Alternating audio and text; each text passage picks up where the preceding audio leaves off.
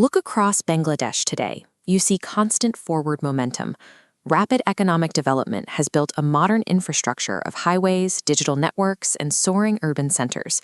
But beneath this physical growth, a silent crisis is mounting. We are seeing a sharp rise in youth stress, anxiety, and deep-seated depression that traditional institutions are struggling to track. This chart illustrates the core of the problem.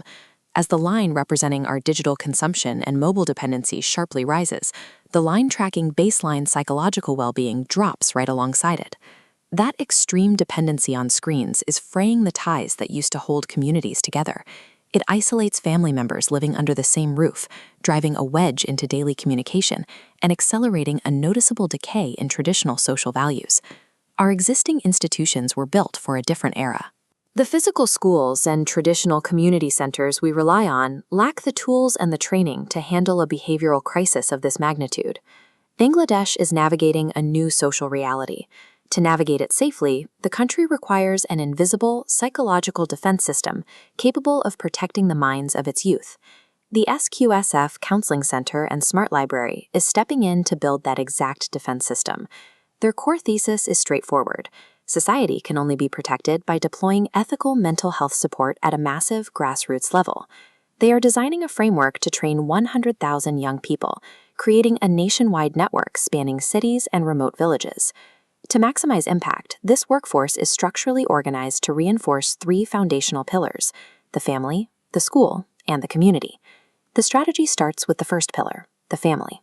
Today, rapid technological changes have created severe generational divides, pushing household conflicts and parenting struggles to an all-time high.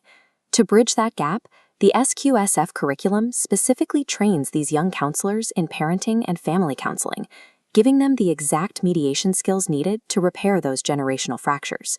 Stabilizing a household is a personal victory for that family, but on a macro level, it serves as the vital prerequisite for stabilizing the rest of the nation's social architecture.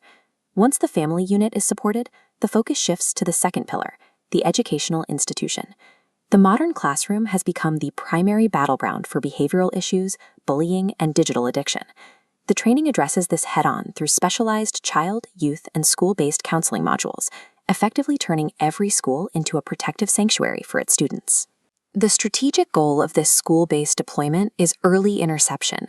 Counselors are positioned to identify and support at-risk students long before their daily stress collapses into severe despair.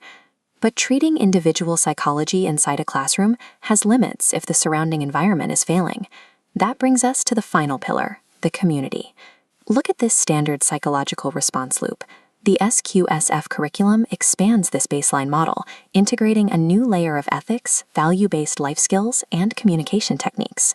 Armed with this expanded toolkit, counselors address interpersonal conflicts and foster ethical decision-making in their own neighborhoods. Reinforcing the family, the school, and the community simultaneously transforms mental health counseling into a proactive layer of social infrastructure. Moving from a national strategy to actual deployment requires a massive logistical lift. For the individual trainee entering the program, the journey is rigorous and deeply practical.